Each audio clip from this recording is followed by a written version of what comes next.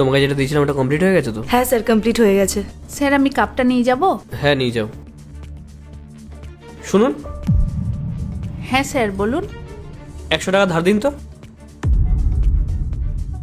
আরে তো ভাবছেন কি, দিন না।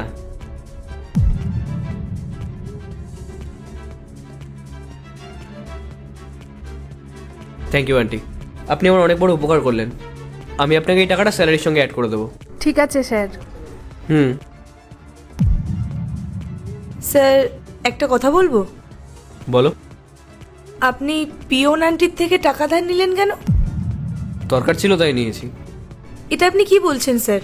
আপনি নিজে এত বড় একটা কোম্পানি চালাচ্ছেন, আপনি নিজে সবাইকে স্যালারি দেন, আমি এই কোম্পানির সিএ, আপনি আমাকেও ভালো টাকা স্যালারি দেন, আর তার ওপর আপনি মাত্র 100 টাকা চাইছেন, তাও আবার নিজেরই কোম্পানির পিওনের থেকে। হ্যাঁ নিয়েছি, তাতে তোমার কোনো সমস্যা আছে? না স্যার। তাহলে চুপচাপ নিজের কাজ করো। Sorry sir. ফাইল রেডি হয়েছে? হ্যাঁ স্যার। এবার তুমি আসতে পারো। Okay sir. May I come in sir? Yes, come in. Sir আজকে এমপ্লয়ীদের স্যালারি দেওয়ার ডেট। হ্যাঁ, ওই জন্যই তোমাকে ডেকেছি। এ নাও, এটা তোমার স্যালারি। আর আর এর মধ্যে বাকি স্টাফদের স্যালারিও রয়েছে, দিয়ে দিও। আচ্ছা ওকে। বলছি আরেকটা কাজ করো না, পিওন আন্টিকে একটু ডেকে নিয়ে আসো তো। Okay sir.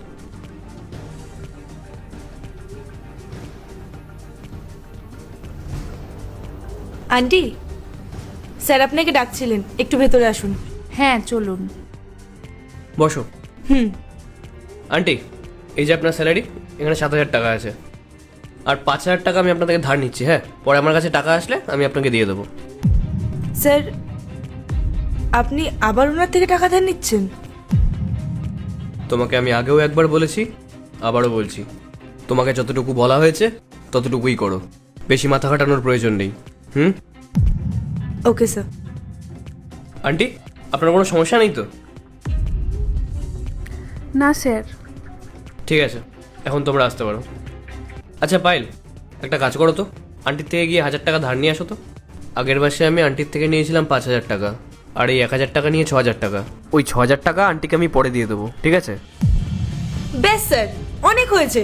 আমি অনেক দিন ধরে দেখছি আপনি পিওন আন্টির কাছ থেকে টাকা ধার নিতেই থাকেন। আরে উনি তো নিজেই গরিব মানুষ, উনি কম টাকা স্যালারি পান, আর আপনি প্রত্যেক মাসে ওনার থেকে কখনো 2,000 কখনো 5,000 এভাবে টাকা নিতেই থাকেন। আপনি একবারে ভেবেছেন স্যার এভাবে ওনার সংসারটা কিভাবে চলবে? পায়েল, তুমি হয়তো ভুলে যাচ্ছ, তুমি এখানকার সিএ আর আমি এই কোম্পানির ওনার, তাই মুখ সামলে কথা বলো। দেখুন স্যার, আমি আর মুখ বন্ধ করে এসব কিছু সহ্য করতে পারবো না। তাতে যদি আপনার আমাকে এই কোম্পানি থেকে বের করে দিতে হয় তাহলে আপনি তাই করুন। আমি নিজেও এই কোম্পানিতে কাজ করতে চাই না যে কোম্পানির স্যার এরকম হয়। কথায় আছে না, অল্প বিদ্যা ভয়ঙ্করী, তাই সব কিছু না জেনে এরকমভাবে কোনো মন্তব্য করা উচিত না। আমি যেটা করছি সেটা ওনার ভালোর জন্যই করছি। স্যার আপনি নিজে জানেন আপনি কি বলছেন। আপনি ওনার কাছ থেকে টাকা ধার নিয়ে বলছেন আপনি ওনার সাহায্য করছেন। আরে আপনার যদি ওনার সাহায্যই করতে হয় তাহলে ওনার মাইনে বাড়িয়ে দিন বা ওনাকে ডিরেক্ট টাকা দিয়ে দিন। তোমার আর আমার মধ্যে এটাই পার্থক্য।